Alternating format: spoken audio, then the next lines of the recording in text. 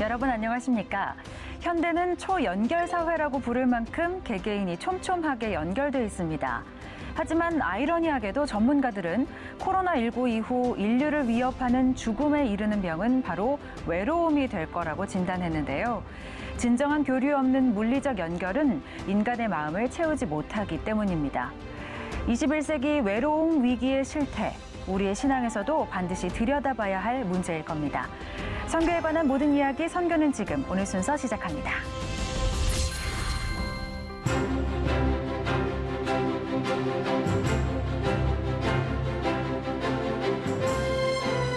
네, 먼저 이 시간 저와 함께하는 두 분입니다. 김혜영 커넥트의 김혜영 선교사님 그리고 기독신문의 노충원 편집국장님 나오셨습니다. 어서 오십시오. 안녕하세요. 네, 반갑습니다.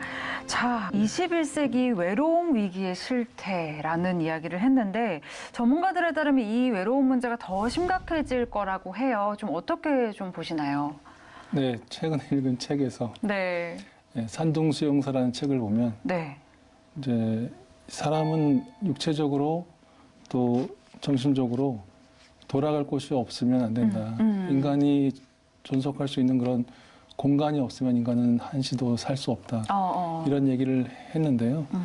근데 이제 그 외로움의 근간은 사실은 인간의 죄 때문이거든요. 네네. 그래서 IT 기술이 이렇게 발달하고 아까 뭐 메타버스라든지 이런 기술이 발달하는 어떤 사회가 된다 하더라도 우리 마음속에 있는 그 이기심과 원죄를 해결하지 못하면 외로움은 근본적으로 해결할 수 없는 것이다라고 생각하고요. 어거스틴께서 말씀하신 것처럼 돌아갈 곳 하나님의 품으로 돌아가는 곳에서만 이제 외로움이 해결될 수 있는 것이기 때문에 예, 이런 시대일수록 저희들이 뭐라 그럴까요? 환경의 이런 문제들을 생각하기 이전에 어떤 시대에서라도 인간은 본질적으로 구원받을 수밖에 없는 그런 존재라는 것을 생각하고 그 부분을 좀 교회가 좀 깊이 있게 고민해야 될 거라고 생각합니다. 네, 맞습니다. 어떻게 보면 외로움이라는 것이 정말 우리 국장님 말씀하신 것처럼 인간에게 기본적으로 가지고 있는 어떤 원죄에 의해서 나타나는 어떤 현상 중에 하나잖아요. 근데 사실 이런 외로움이나 고립감 같은 게 또 선교 현장에서 또 특히나 도드라지잖아요. 네. 네, 맞습니다. 일단 이 외로움하고 연결되는 단어를 보니까 비어있다, 비어있다, 공허하다, 공허함, 네, emptiness 이렇게 되잖아요. 그거는 이제 그렇다면 그 비어있고 빈 공간, 외로움의 자리를 대신하는 용어가 있을 거 아닙니까? 그렇죠. 네. 그것이 바로 속성, 하나님의 속성인 사랑. 사랑만이, 하나님의 사랑만이 그 자리를, 비워놓친 자리를 채울 수 있다. 그래서 아마 하나님께서 사랑이라는 가장 강력함으로 우리 인간과 창조하신 모든 것들을 채우고 계시지 않겠는가. 그래서 이제 앞으로는 사실은 이제 외로움 비즈니스라고 하는데 비기독교인들은 우리 크리스천들은 다른 말로 하면은 사랑의 비즈니스. 그렇죠. 결국은 이제 이웃과 공동체와 나를 포함한 모든 사람들을 사랑으로 안아 품어주는 그런 삶, 그러한 삶이 결국은 이 외로움의 대안이 되지 않겠느냐. 그래서 뭐 굳이 성경을 갖다 대지 않더라도 이 비워진 마음, 공허한 마음을 채울 수 있는 것은 사랑밖에 없다는 게 증명이 되어 있으니까. 그래서 이런 부분들을 저희가 이제 신경 써서 관리하고 또 접근하면 어떨까 하는 생각입니다. 네, 맞습니다. 어떻게 보면 인간들이 가지고 있는 모든 문제의 어떤 해결에는 하나님이 계시는 거고 그렇기 때문에 우리가 이런 문제들에 대해서 어떤 대안을 내놓을 때 기독교인들이 핵심 역할을 할 수밖에 없고 그렇기에 우리가 하나님을 올바로 보면서 나아가야 하지 않을까 그런 교훈을 또 얻게 되는데요. 사실 또 서로를 격려하면서 또 일으키는 그런 공동체의 모습도 우리가 또 어떻게 보면 책임져야 하는 역할 중에 하나니까 그 역할들을 좀 감당하면서 함께 좀 나아가야겠다는 생각을 하게 됩니다.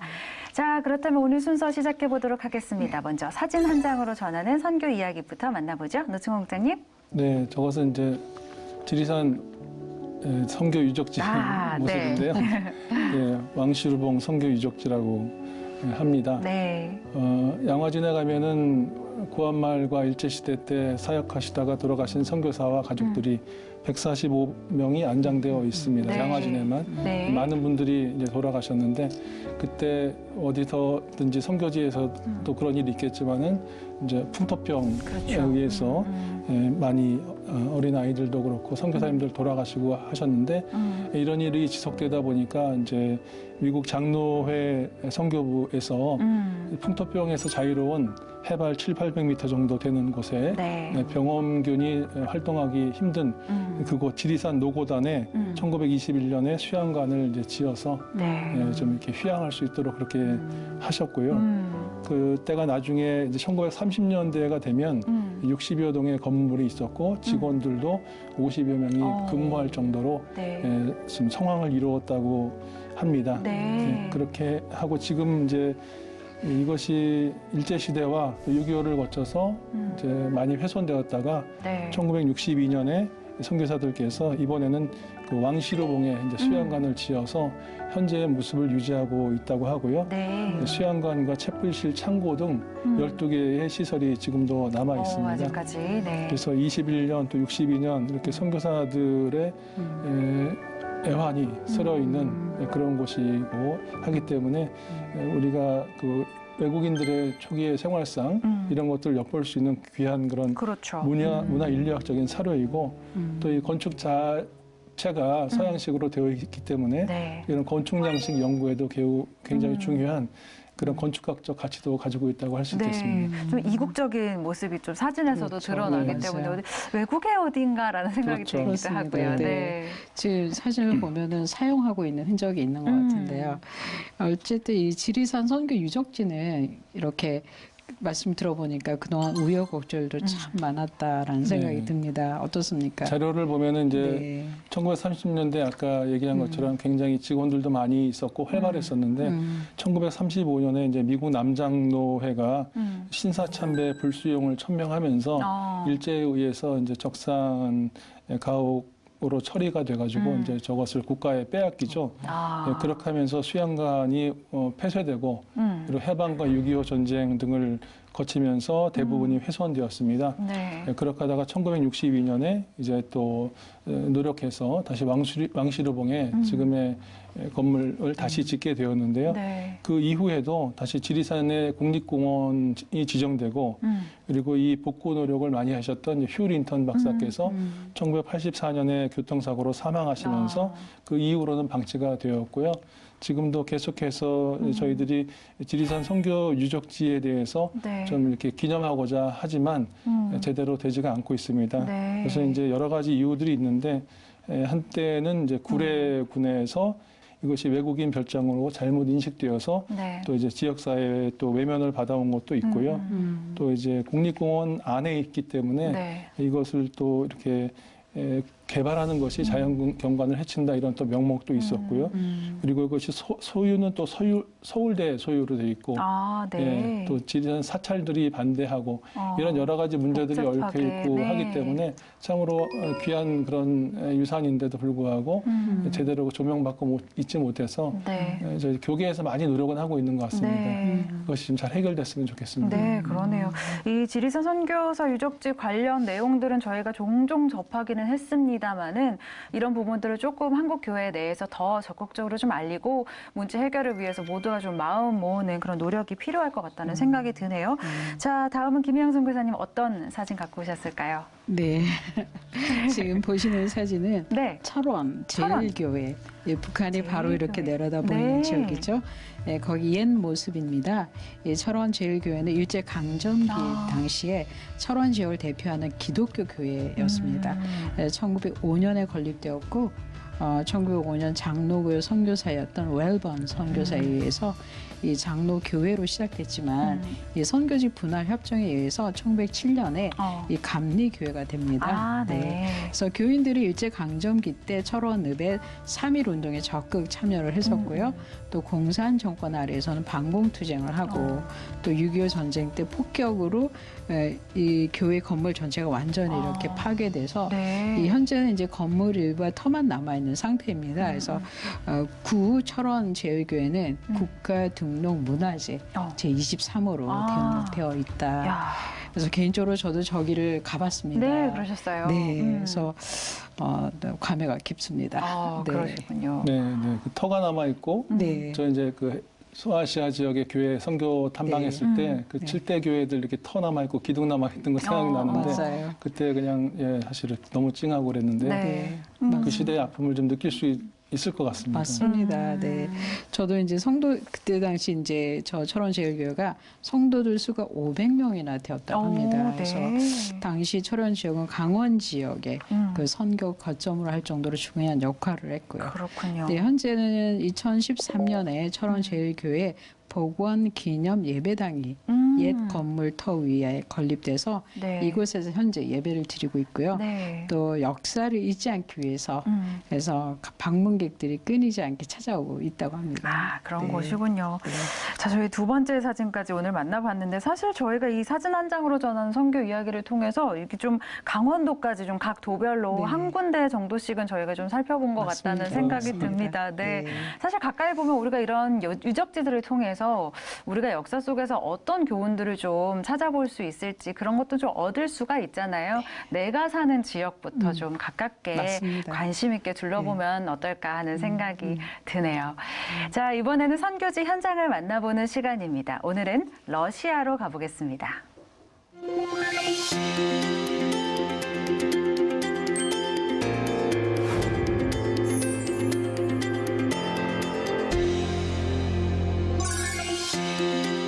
세계에서 가장 큰 땅 러시아에 드디어 2022년 새해가 밝았습니다. 러시아 사람들은 TV로 방영되는 대통령의 새해 인사와 붉은 광장의 새해 축하 불꽃놀이와 함께 매년 새해를 맞습니다. 비록 코로나 때문에 올해에는 붉은 광장에서의 새해 맞이 행사가 취소되어 아쉬움이 있었지만 러시아 수도 모스크바 사람들은 눈 내리는 도심 거리를 산책하는 것으로 그 아쉬움을 대신했습니다. 한편 러시아의 새해는 10일 정도의 긴 연휴로 시작되는데요. 보통은 가까운 가족들이 모여 함께 식탁에 둘러앉아 덕담을 나누면서 한 해를 출발합니다. 저희 교회도 새해 첫 예배로 한 해를 시작했습니다.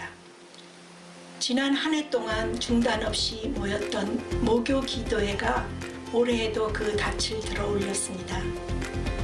매주 목요일 저녁 7시부터 9시까지 진행되는 기도회의 횃불은 거의 한 주도 빠짐없이 타올랐습니다. 거대한 도시 모스크바 안에서 이 작은 기도의 불꽃이 꺼지지 않고 지금까지 타오르고 있는 것은 전적으로 하나님의 은혜입니다.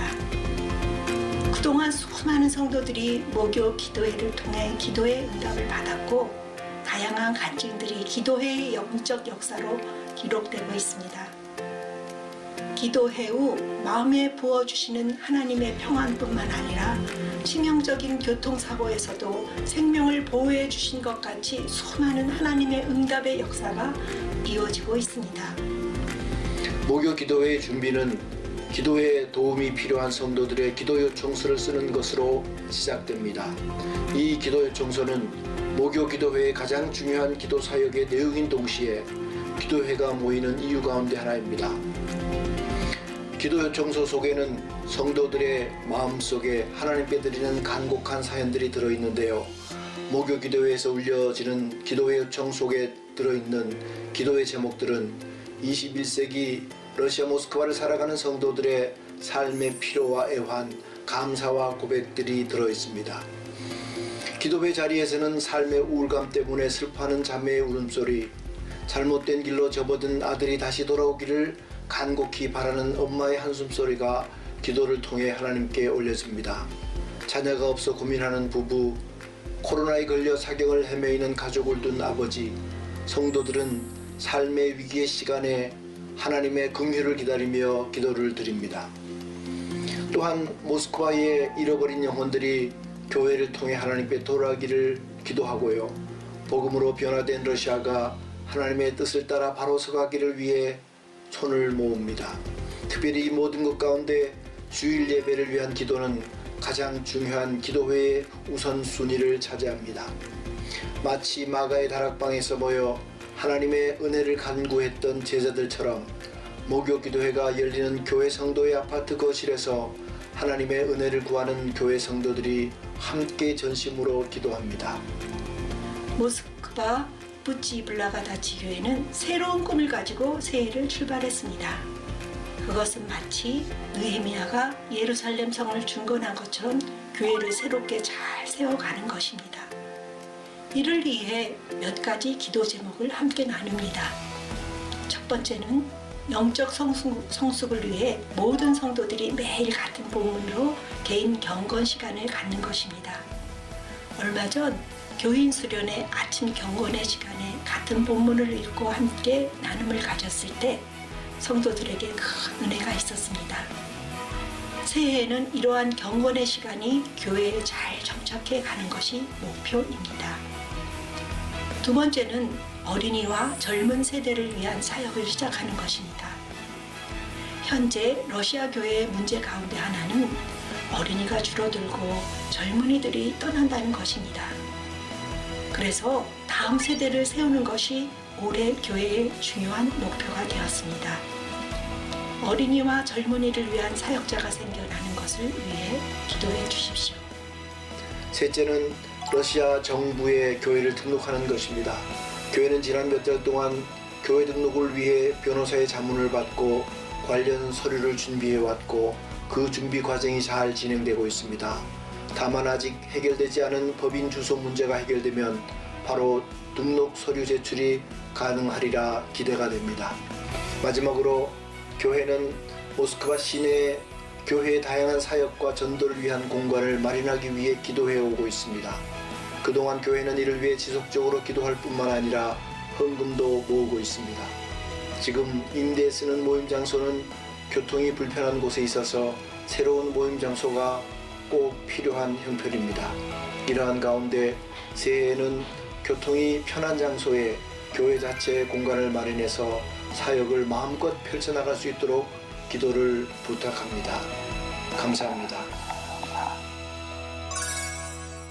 네, 이 새해 들어서 처음 인사를 하시는 거라서 올해를 시작한 모스크바의 분위기를 또 전해주셨는데요. 안순철, 김윤희 선교사님 연결해서 좀 더 자세한 말씀 들어보겠습니다. 선교사님 안녕하십니까? 안녕하십니까. 러시아 모스크바의 안순철 선교사입니다. 김윤희 선교사입니다. 네, 반갑습니다. 또 이렇게 두 분이 함께 소식을 전해주시니까 더 좋았던 것 같습니다. 특별히 기도회 소식이 참 인상적이었는데요. 코로나 기간에 이 기도회의 역할이 참 컸을 거라고 생각되는데 어떻습니까? 네, 그렇습니다.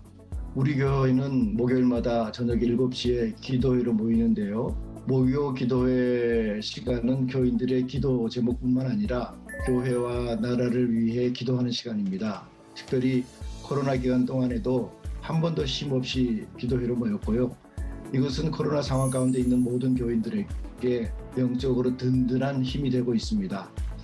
우리 교회는 단체 SNS를 통해 교인들이 교대를 나누면서 동시에 기도 제목도 올려놓기 때문에 실시간으로 누가 어떤 기도가 필요한지를 알게 됩니다. 또한 교회에 배치된 기도 카드도 큰 역할을 하는데요. 교인들이 자신의 한 주간 동안 필요한 기도 제목을 적어 목요 기도회에서 함께 기도해 주기를 요청하기 때문입니다. 그래서 목요 기도회는 교회의 영적인 힘을 공급해 주는 시간인 동시에 교인들의 삶의 필요와 요청이 기도의 금대접에 담겨 하나님께 올려지는 복된 자리이기도 합니다. 네, 아까 전해주신 내용에도 나왔지만은 기도회를 통한 기도응답들이 많이 간증이 되고 있는 것 같습니다. 어떻습니까? 그렇습니다. 목요 기도회를 통해 받은 기도의 응답은 교회에서 간증으로 나누어지고 그러한 간증은 교인들과 교회에 큰 용기를 북돋아주는 힘이 됩니다. 지금은 코로나 때문에 전 세계가 많은 고통을 겪고 있는데요. 여기 러시아도 마찬가지 상황입니다. 특별히 코로나 때문에 죽음의 문턱까지 갔던 가족들의 기도 제목을 받고 목요 기도회에는 그들의 회복을 위해 애타게 함께 기도했습니다. 결국 한 사람도 빠짐없이 모두가 위기를 넘기고 건강을 회복했습니다. 이는 함께 기도하고 받은 하나님의 응답으로 교회 역사에 기록되고 있습니다. 특별한 기도 응답의 간증도 있는데요. 교인 가운데 오래전 결혼했지만 자녀가 없어 늘 고민하던 가정이 있었습니다. 하나님의 은혜로 자녀를 주시기를 기도하면서 동시에 입양을 결정하고 1년 동안 기도하면서 아기도 찾았습니다. 특별히 원하는 아기는 1살 이하의 갓난아기였습니다. 사실 러시아에서의 입양 과정이 굉장히 까다로운데요. 더군다나 1살 이하의 갓난아기를 입양하는 것은 거의 불가능하다고 합니다. 그래서 그저 기도만 하면서 하나님의 응답을 기다리고 있었는데요. 마침내 이 가정이 그토록 찾던 아기가 나타났다는 연락을 1월 초에 받게 되었어요. 1년 만에 기도 응답, 기적 같은 현실 앞에 두 부부는 할렐루야를 외쳤습니다. 모든 서류 절차를 잘 진행되어 엊그제 그토록 기다리던 아기를 안고 기쁨으로 집으로 돌아왔습니다. 이 부부가 안고 온 그 아기는 다름 아닌 바로 기도 응답이었습니다. 교인들은 태문이 열려 이들 부부에게 아기가 태어나는 것을 위해 기도했지만 다른 모습으로 이 가정의 기도 응답이 이루어지는 것을 보면서 하나님이 주시는 기도 응답의 다양성에 모두 놀라워했습니다. 이렇듯 올해도 교회를 풍성하게 하는 기도 응답의 간증들이 넘쳐나기를 기대하면서 여전히 모스크바 모교 기도회는 쉼없이 이어지고 있답니다. 네, 선교사님 말씀 중에 이 교회를 정부에 등록하는 것도 언급해 주셨는데요. 이 등록 교회가 되는 것과 그렇지 않은 것 어떤 차이가 있는 건가요? 네, 러시아 정부는 기독교뿐만 아니라 모든 종교가 법적으로 등록하여 합법적인 종교 활동을 하도록 하고 있는데요. 지난 2016년에 신종교법 라인입니다. 이는 비합법적인 종교적 활동이 러시아 사회에 끼칠 수 있는 부정적인 영향에 대한 우려 때문이기도 합니다. 그래서 러시아 내에서 이루어지는 모든 종교 활동이 법적인 테두리 안에서 보장되면서 동시에 법적인 통제 아래에서 그 활동이 이루어지도록 관리됩니다. 현재 우리 교회도 러시아 법무부의 교회 등록을 준비하고 있는데요. 등록 절차는 최소한 10명의 창립 멤버의 서면 동의, 또 교회 조직과 활동이 명시된 정관, 그리고 등록할 교회의 법적인 주소 등을 준비하는 것으로부터 시작됩니다. 개정된 종교법에 의하면 모든 종교단체는 공식적으로 등록을 해야 공개적인 활동과 전도 등 교회 사역이 가능한데요. 그렇지 않을 경우에는 예배를 위한 장소를 임대하는 것부터 시작하여 많은 제한이 있고, 등록되지 않은 상황에서 종교 활동에는 벌금 부과 등의 행정 조치도 받게 될 수 있습니다. 그래서 러시아에서 교회를 통한 종교 활동이 명시된 정관을 법적으로 등록하여 자유롭게 활동할 수 있으려면 교회 등록이 꼭 필요한 상황입니다. 네, 교회 등록을 위해서 저희도 좀 함께 기도하도록 하겠고요. 이 올해도 많은 간증들이 또 교회를 풍성하게 할 거라는 기대가 생기는데요. 올해 교회와 또 이제 사역을 위한 기도 제목들도 많으실 것 같습니다. 좀 함께 나눠주실까요? 올해 가장 중요한 기도 제목은 말씀드린 것처럼 교회를 종교기관으로 등록하는 것입니다. 현재 필요한 서류는 준비가 되었지만 교회 소유의 공간이 없어서 이를 대신할 법적 주소지를 찾고 있습니다. 모든 과정이 잘 이루어져 등록증을 받을 수 있도록 기도를 요청드립니다. 또한 교회 공간 마련하는 것입니다. 이를 위해 온 교인이 함께 올해의 목표로 삼고 기도하고 있습니다. 현재 우리 교회는 모임 공간을 빌려 쓰고 있는데요. 주일 늦은 오후 4시에 정해진 시간 동안 사용하기 때문에 겨울에는 너무 일찍 해가 져서 어두울 때 교회 예배를 드릴 수밖에 없는 어려운 상황입니다. 더군다나 주일학교나 청년사역, 한국어 교육을 통한 문화교육사역 등을 해야 하지만 장소 때문에 어떻게 해볼 도리가 없는 형편입니다. 그래서 지하철 가까운 곳에 교회 장소를 구입하려고 기도와 헌금을 지속하고 있습니다. 여러분의 특별한 관심과 기도를 부탁드립니다. 마지막으로 2012년은 러시아 장로교 총회가 조직된 러시아 선교의 역사적인 순간이었는데요. 그 산하 신학교가 금년 5월에 러시아 개혁 신학교라는 명칭으로 온라인 개교합니다. 현재 개교 준비가 한창 진행되고 있고 후원회가 조직되어 가고 있습니다. 계획한 대로 학교를 잘 준비하고 학생들을 모집하여 러시아의 다음 세대를 짊어질 목회자들을 교육하고 배출할 수 있는 좋은 교육기관으로 잘 세워져 갈 수 있도록 기도해 주시고 후원해 주시면 고맙겠습니다. 네, 이 새로 시작되는 온라인 신학교 사역이 잘 준비되고 말씀하신 대로 다음 세대 목회자들을 배출하는 귀한 통로가 되기를 저희도 함께 기도하겠습니다. 선교사님 오늘 말씀 감사합니다. 고맙습니다. 네, 러시아의 안순철 김윤희 선교사의 이야기 나눴습니다.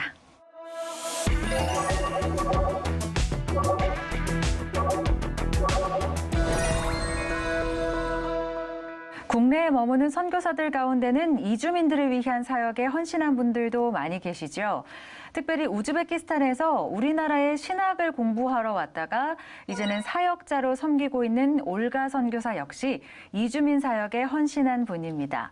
한국 체류 러시아 국적의 이주민들을 섬기고 있는 올가 선교사의 이야기 지금부터 만나보겠습니다.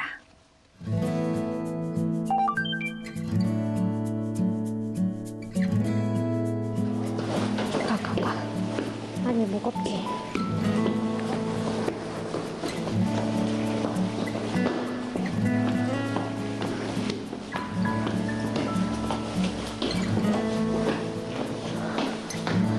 네, 저는 이제 우즈베키스탄에서 온 남올가 선교사라고 하는 거고요. 여기 안산에 있는 이제 러시아 교회 지금 사역하고 있고, 이 교회는 2012년부터 이제 시작해서 지금까지 하고 있습니다. 네, 저 여기 이제 장신대 유학하러 이제 왔었습니다. 2005년도에 이제 그렇게 이제 공부하러 왔었고, 여기서 이제 남편을 만나고 결혼하고 이제 지금까지 여기 살고 있습니다. В обычной тарелке не хочет размешать?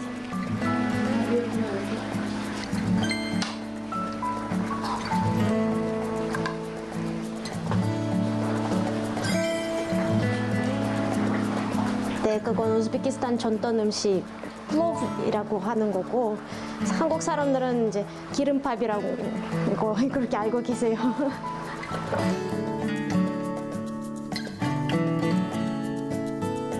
А маленькое, не знаю, по-моему, выкинули. Надо купить. 오늘 솔직히 말하면 제 생일이거든요. 네, 그래서 이제 선도들 이제 축하하러 온다고 해서 간단하게 이제 엄마가 이제 준비해 주신다고 이제 해주시거든요.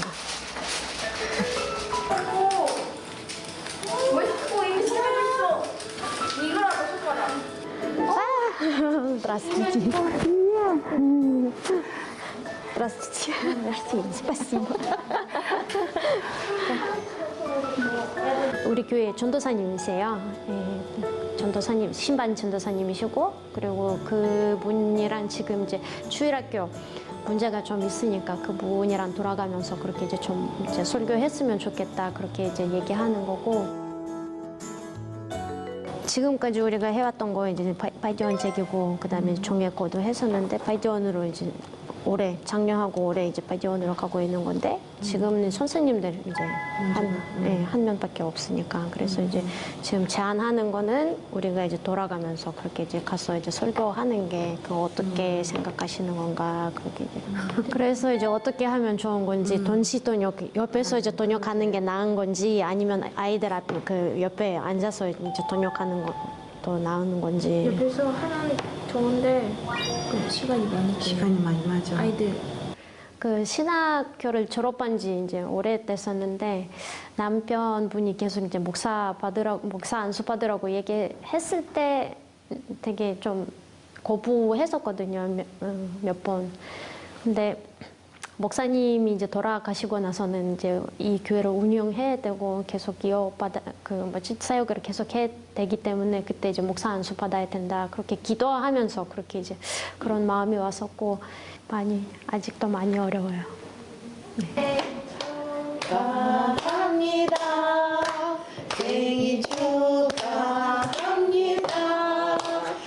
우리 사랑하는 전도사님 생일 축하합니다.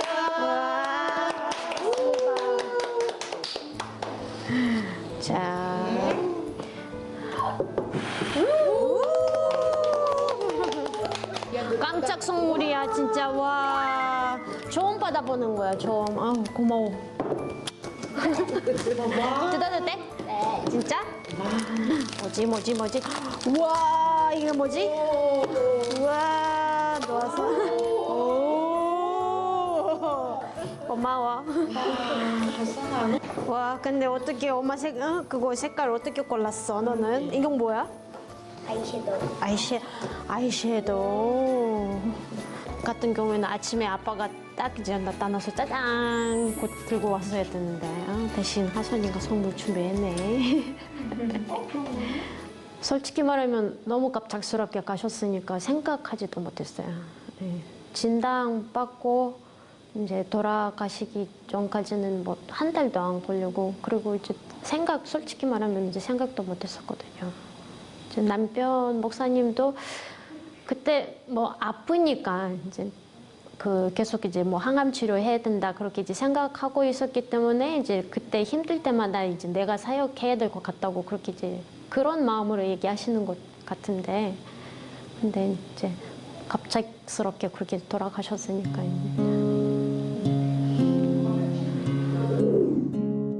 얼마나 아직도 그리우시겠어요. 저렇게 갑작스럽게 떠나보내시고. 받아들이는 건데 많이 그리워하고 있는 거죠. 특히 아들 많이 보고 싶다고 하시는 거죠.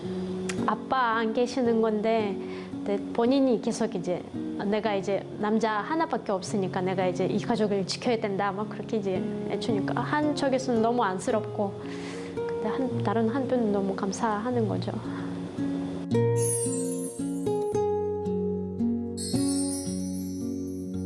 솔직히 말하면 몇 년 전에 이제 아들이 이제 겪었던 일이 있었거든요. 학교에서 이제 어떤 친구가 눌렀대요. 엄마가 우즈벡 사람이라고. 근데 그때는 이제 와서 울면서 그 얘기하는 건데, 그때 이제 뭐 우리가 이제 잘 얘기하고 불어가면서 기도하고 그렇게 이제 잘 나갔었는데, 지금 되게 당당하게 씩씩하게 그래 나는 거기 우즈베키스탄에서 태어났다, 너는 우즈베키스탄 가봤냐 막 그런 식으로 이제 나오는 거죠. 딸은 씩씩해요.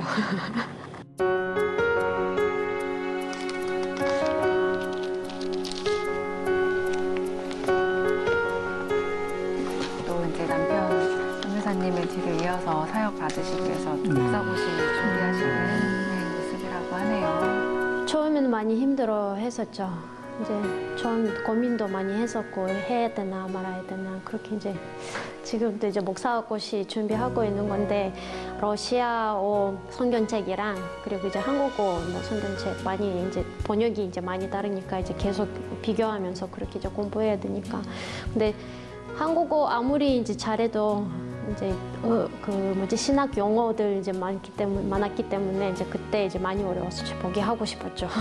근데 계속 기도하면서, 원래 이제 남편 목사님이랑 병원 있을 때 남편 목사님이 그때 이제 사역할 때가 왔던 것 같다 그렇게 이제 얘기하시면서 되게 부담스러웠어요.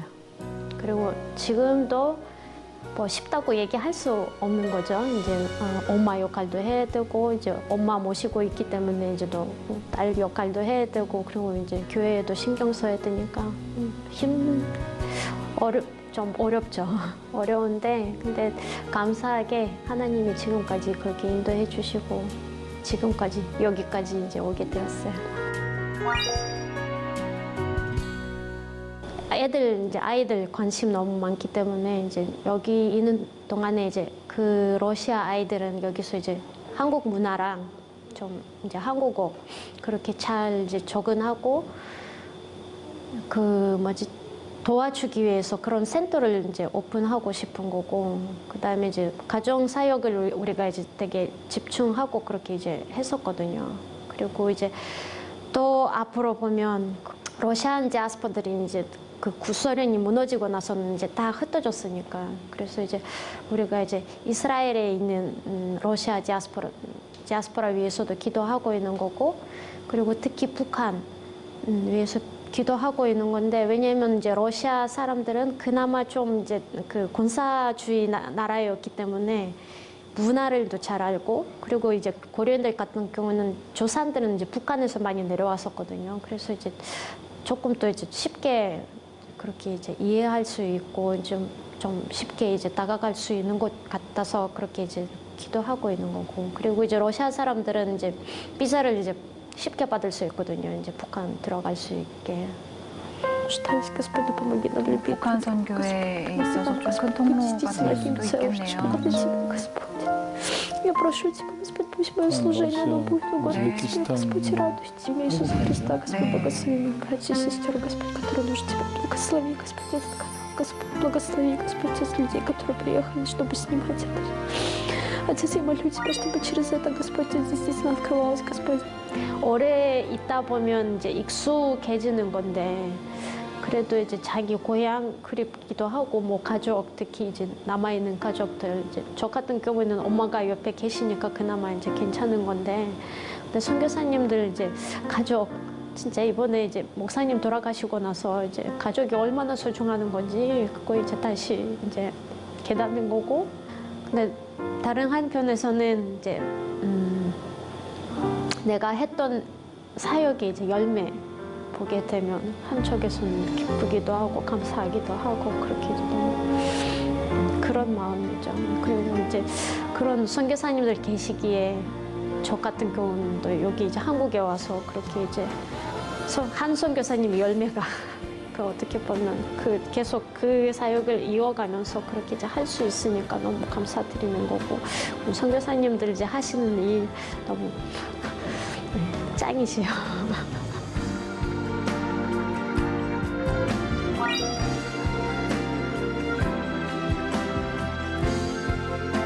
수고했다.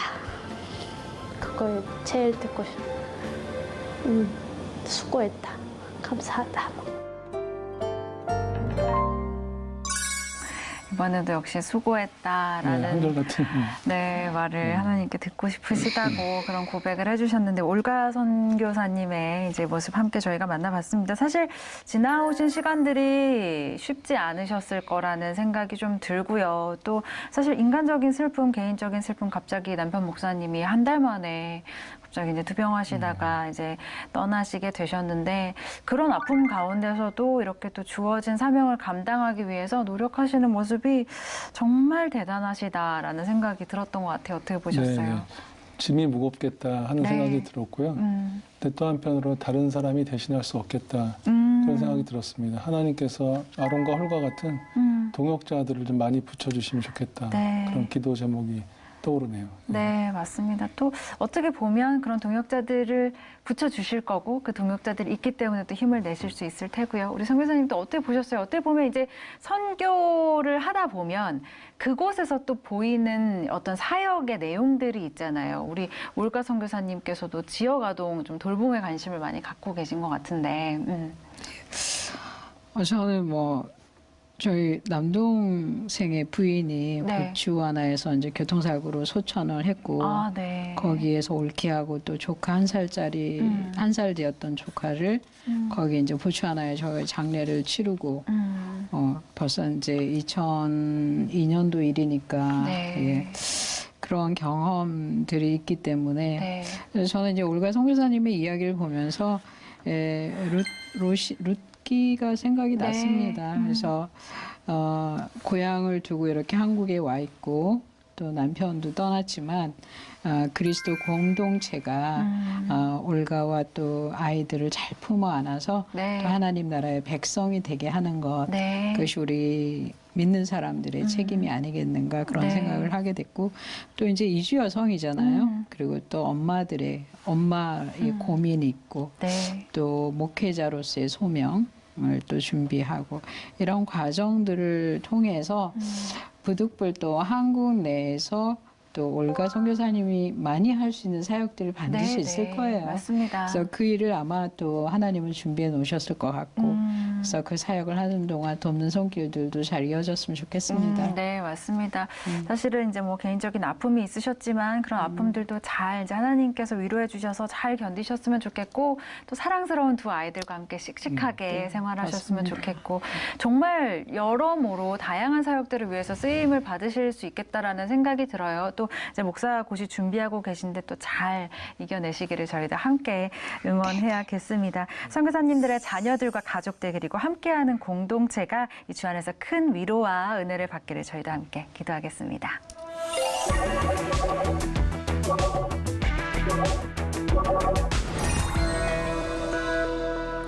세계 선교 환경의 변화에 맞춰 다양한 모양으로 선교에 헌신하고 있는 분들을 만나고 있습니다. 오늘은 시드 코리아 정성헌 대표를 스튜디오에 모셨습니다. 대표님 어서 오십시오. 반갑습니다. 네, 반갑습니다. 나와주셔서 감사합니다. 저희가 시드 코리아라고 좀 소개를 드렸는데요. 어떤 단체인지 좀 직접 소개를 해주실까요? 시드 국제선교회는 산하에 시드 USA, 네. 또 시드 코리아, 시드 캐나다가 있습니다. 네. 시드 선교회의 그 독특한 점은 한인 디아스포라들이 세계 선교를 위하여 세운 선교단체입니다. 아, 그래요. 네.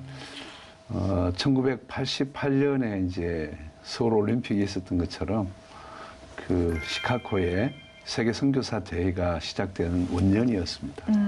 뭐 여러 가지 이유로 미국으로 이제 가게 된 디아스포라들이 네.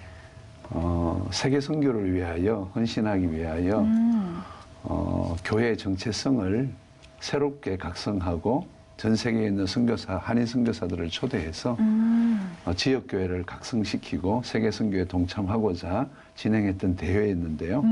이제 그 대회를 통하여 많은 교회들이 선교에 헌신하게 되었습니다.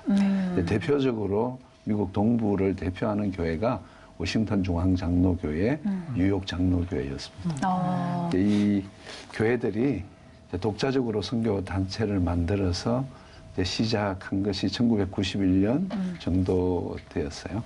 그때 이제 CMF, 센트럴 미셔너리 펠로십, 그다음에 뉴욕 장로교회는 ROW, 리치 아웃 월드라는 단체를 만들었습니다. 네. 이제 열의를 가지고 10년 정도 이제 시작을 했는데 전문성이 이제 결여되어서 한계에 부딪히게 되었을 때 2000년에 북미주 전체의 교회 지도자들이 모여서 교회가 선교할 수 있도록 교회 중심의 선교단체를 세워야겠다. 그렇게 해서 이제 ROW와 CMF가 통합되고 전체 미주를 대표하는 교회들이 이사들로 참여해서 시드 인터내셔널이 이제 시작되었습니다. 아, 그렇군요. 어떻게 보면 이제 한인 디아스포라들을 통해서 이제 시작된 단체이고 미주 지역에서 태동이 됐는데 그렇다면 좀 파송 선교사 분포도 아무래도 좀 미주 지역의 규모가 큰지 좀 궁금한데요. 역사가 이제 31년 정도 되었는데요. 네. 미국의 이제 소속 선교사들이 한 100여 가정 정도 되고요. 한국 선교사 가정이 한 40유닛 정도, 그 다음에 캐나다에 한 10유닛 정도, 본부에 한 10유닛, 이렇게 160 정도 유닛이 사역하는 선교단체입니다. 네, 그러면 좀 다양한 지역에 이제 파송이 되어 있는 셈이네요. 그렇게 볼 수 있네요. 전 세계 한 40여 개국에 파송되어 사역하고 있습니다. 네, 그렇군요. 코로나 상황을 겪으면서 선교단체들이 이제 어려움도 좀 마주하고 그러면서 또 이제 새로운 어떤 방향을 찾기 위해서 많이 좀 노력하고 있는 것 같은데요. 시드 코리아에서는 좀 어떤 의견들이 좀 모아지고 있는가요? 이 선교뿐만 아니라 사회적인 현상도 코로나 이전과 이후를 나누어서 생각하려는 노력들이 있는 것 같습니다. 이제 그러다 보니까 선교사님들은 긴장과 스트레스가 있죠. 시대를 분별하고 다가오는 사회의 변화를 예측하면서 대응한다는 것이 쉽지 않는 영역인 것 같습니다. 그렇기 때문에 제일 필요를 느끼는 영역들이 재교육의 영역이고요. 전문성을 더 확보하기 위한 교육이 너무 절실한 것 같습니다. 또 뿐만 아니라 이 본질적인 선교의 맥이 뭔가를 좀 고민하게 되는데요. 너무 도구적인 선교, 방법적 선교, 또 전략적 선교에 매이다 보면 본질을 놓치게 되는 것 같습니다. 그래서 저희 단체 리더십들이 다시 사도행전을 읽기 시작하면서 선교의 본질이 뭔가 생각합니다. 네. 역시 저희 단체 가지고 있는 그 모토처럼 기도는 사역의 키다. 모든 사역의 촉발은 기도 사역으로 시작되고 그 기도 사역과 함께 성령께서 열어주시는 역사하시는 열매가 선교이다. 그렇게 생각하면서 조금 본질로 돌아가자라고 생각하고 있고요. 또 하나는 우리가 할 수 있는 것이 뭘까? 그동안 이제 선교단체가 전문성을 가지고 선교사들을 양육하고 또 훈련시켜서 현장으로 내보내고 또 파송교회와의 중간에서의 연결 역할을 잘 감당해야 하는데 사실 이게 원론적인 이야기지만 굉장히 어렵고 난제입니다. 그런데 이 위기 상황에서 선교사님들에 대한 관심 또 현장에 대한 관심이 촉발이 되면서 네. 선교사 멤버 케어 또 사역 관리 전반에 인식이 어느 정도는 하나로 뭉쳐진 것 같아요. 그래서 훨씬 더 현장과 또 멤버 케어에 대한 관심들이 아마 촉발되면서 선교 공동체성을 강화하는 좋은 기회가 된 것 같아요. 코로나 이전에도 SNS가 있었지만 네. 이처럼 활발하게 선교사 개인의 사정과 사역지 현황, 국가적 기도 제목을 동시다발적으로 이렇게 전달하면서 구체적이고 조직적인 기도를 했던 적은 없었던 것 네, 같아요. 네. 네, 그런 부분은 굉장히 큰 도전이고 열매다. 그래서 네. 대표님 지금 뭐 말씀하시는 중에 이제 그 시드의 원리 또 핵심 가치 이런 것들을 언급해 주시긴 하셨는데요. 이제 31주년을 맞아서 이 시드 코리아만의 핵심 가치, 이 30년 이상을 끌고 온 그 가치가 무엇일까? 또 시드 코리아가 추구하는 이 사역의 방향성이 있지 않습니까? 잠시 언급해 주시기도 하셨지만은 이렇게 키워드로 다시 한번 언급해 주시면 제 고맙겠습니다. 단체의 모토는 네. 선교는 교회가 합니다였습니다. 네. 그 모토가 나오게 된 역사적 배경은 네. 좀 전에 말씀드린 것처럼 1988년 이후에 흩어진 북미주 교회들을 네. 교회들에게 선교 공동체로서의 정체성을 가르치고 도전하고 또 그 에너지를 모아서 선교로 이렇게 동력화하기 위한 모토였습니다. 네. 이제 그렇게 31년을 이제 사역했는데 많은 단체들도 아마 동일한 목표와 모토를 가지고 사역해서 지금은 교회와 선교단체가 더불어 사역해야 한다는 아마 합의점에 어느 정도 이르게 된 상황인 것 같습니다. 그래서 최근에 이제 제 단체는 선교는 교회와 더불어 합니다. 교회와 이렇게 더불어 합니다. 이제 모토가 이제 바뀌어지는 상황이고요. 네. 저희 단체의 핵심 가치는 가장 중요한 것이 성품입니다. 성품. 네. 성품입니다. 메시지도 중요하죠. 복음의 메시지가 너무 중요합니다. 그러나 그 복음을 담은 그릇이 중요합니다. 그렇군요. 어떻게 보면 시드 코리아만의 어떤 방향성과 핵심 가치에 대해서도 이야기를 나눠주셨는데 이제 처음에는 선교는 교회가 합니다라는 모토에서 이제는 선교는 교회와 더불어 합니다라는 이제 모토를 갖게 되셨다고 이야기를 해주셨어요. 이 부분이 어떻게 보면 이제 지역 교회가 선교의 주체가 되어야 한다라는 이야기와도 좀 연결이 될 것 같은데 좀 관련해서 구체적인 모델이 있다면 좀 소개해 주시면 어떨까요? 저희 단체가 북미주뿐만 아니라 한국에서 여러 교회에 들어가서 교회의 그 선교를 도우면서 첫 번째 했던 내용이 뭐냐면 선교위원회 컨설팅입니다. 선교위원회 위원회 컨설팅. 네. 어떻게 선교를 조직화할 것인가에 가장 중요한 것은 핵심 지도자들이거든요. 그래서 세미나 프로그램을 만들고 찾아가서 네. 일정 기간 선교위원들을 훈련시킬 뿐만 아니라 또 그 교회의 선교의 성장 과정에 알맞게 선교 사역을 소개하고 또 선교사들을 매칭시키고 단기 선교를 조직화해서 현장을 안내하는 여러 일들을 했었죠. 뭐 특별한 케이스라기보다는 아마 이런 케이스는 많이 북미주와 캐나다 또 한국에서 주어졌던 일.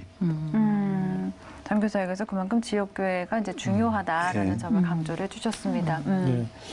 교회가 이렇게 선교의 주체가 되고 또 선교단체와 함께 이렇게 소기에 또 사명을 감당하기 위해서는 교회도 좀 변화되고 준비해야 될 게 있고 또 선교단체에서도 교회에 또 도움을 주시고 또 안내해야 될 그런 부분들도 있을 것 같은데 어떻습니까?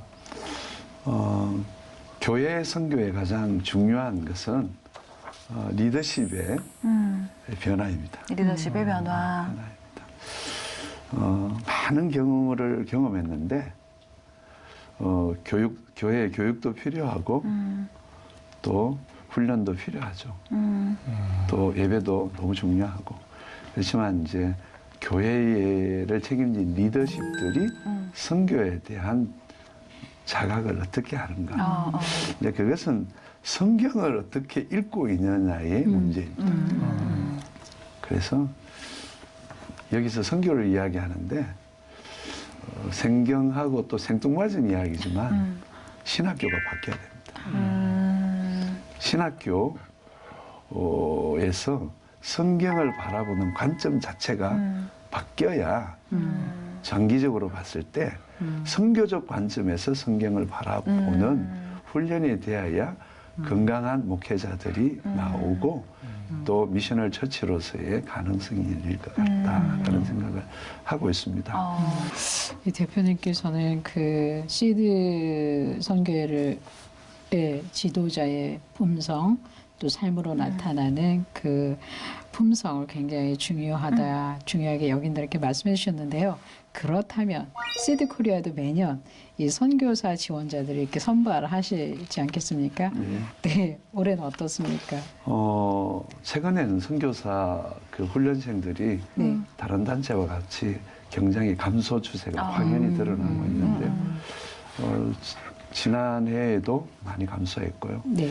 이제 저희 단체는 이제 캐나다 밴쿠버에서 훈련센터가 있어서 해년마다 3국의 후보생들을 다 캐나다 밴쿠버에 있는 훈련센터에서 훈련을 진행합니다. 네. 이제 그 훈련의 중심은 이제 성품이고 두 번째는 사역을 위한 그 구체적인 선교학적인 관점을 공부하게 되는데요. 네.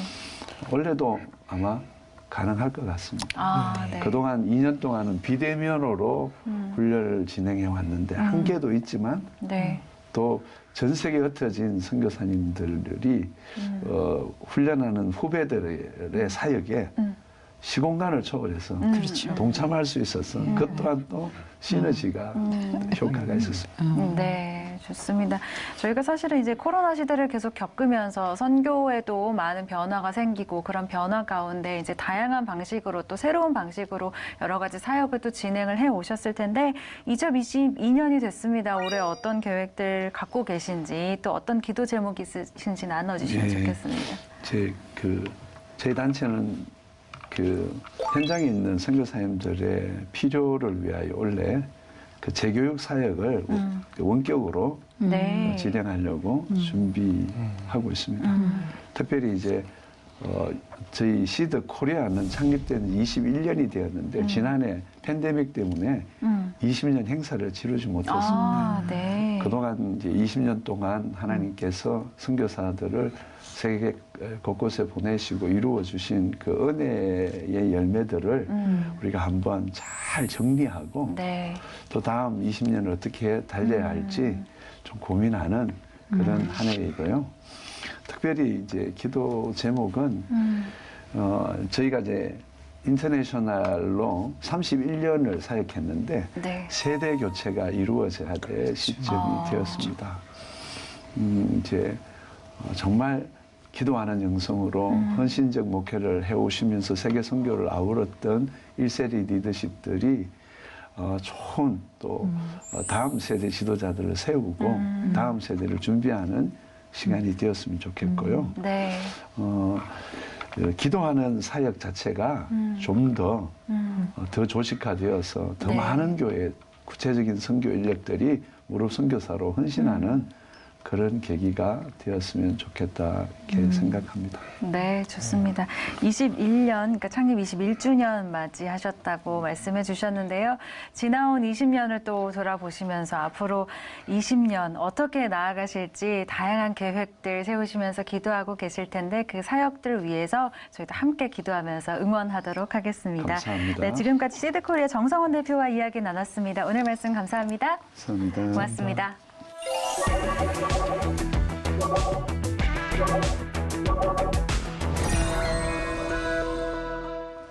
네, 이 시간 함께하면서 늘 느끼는 거지만 선교는 단지 이 복음이 들어가지 않은 곳에 믿음을 전하는 일만이 아니라 전인격적인 삶의 변화를 가져오는 일이다라는 걸 다시 한번 느끼게 됐습니다. 두 분 오늘 어떠셨나요? 네, 저는 오늘 또 말씀들 또 이야기들을 또 쭉 들으면서 네. 집을 짓는 일이다 하는 생각이 들었습니다. 하나님 나라의 집을 짓는데 어떤 사람은 벽돌의 역할을 하고 어떤 사람은 세멘트의 네. 역할을 하고 그렇죠. 그래서 집을 지을 때 그 어느 것 하나도 덜 소중하거나 덜 소중하거나 네. 그러지 않는 것처럼 네. 우리 하나님의 사람들이 어느 곳에서 어떤 일을 하고 살든지 그리스도를 믿는 마음으로 행하는 그 자체가 참으로 귀중한 선교이겠구나 네. 이런 생각을 다시 한번 하게 됐습니다. 네, 맞습니다. 네. 좋습니다. 우리가 그 집을 함께 만들어 나가는 그렇죠. 거죠. 네. 네. 우리 국장님은 어떠셨어요? 예, 오늘 저 영상으로 만나 뵀던 또 출연하셨던 모든 분들의 기도 제목이 다 이루어지면 참 좋겠다. 아. 예, 안순철 선교사님 교회 등록 그리고 하고 또 공간 마련, 네. 또 올가 전사님 네. 안수 받으시는 것과 사역, 네. 그리고 또 시드코리아 예, 여러 가지 재교육 프로그램이라든지 또 세대 교체라든지 예, 이런 모든 것들이 다 이루어지는 올 한 해가 되기를. 아. 예, 그래서 하여튼 이 기도 제목을 많은 것들을 예, 구체적으로 좀 느끼고 얻어가게 네. 됩니다. 네, 좋습니다. 사실 오늘도 다양한 분들을 참 만나게 됐지만 선교는 지금을 통해서 다양한 곳에서 정말 다양한 일들을 하시지만 결국에는 하나를 향해서 우리가 나아가고 있지 않나라는 생각을 늘 하게 됐던 것 같습니다. 우리가 정말 하나님의 일을 하는 함께 집을 세워가는 동역자로서 우리가 정말 선교를 위해서 조금이나마 나의 역할을 고민할 수 있는 시간이라면 그것만으로 충분하지 않을까. 선교는 지금 어떻게 진행되고 있을까를 늘 궁금해하면서 우리 삶을 살아간다면 우리 그 곳곳에 믿음의 씨앗을 뿌리는 것이 훨씬 더 활발해지지 않을까라는 바람을 갖게 됩니다. 네, 오늘도 지구촌 곳곳에서 선교 사역은 멈추지 않습니다. 계속되는 선교 사역을 위해서 끊임없는 관심과 기도를 모아주시길 바라겠습니다. 시청해주신 여러분 고맙습니다.